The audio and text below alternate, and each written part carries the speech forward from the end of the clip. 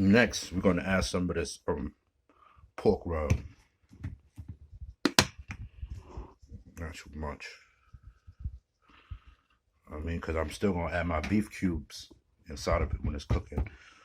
So I don't intend to use all these seasonings, to be honest. I'm just gonna hit it with a little adobo.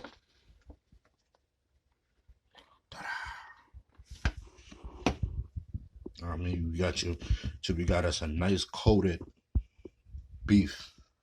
You wanna flip it over? Yeah, that's too much. But yeah, you wanna flip it over, do the same thing.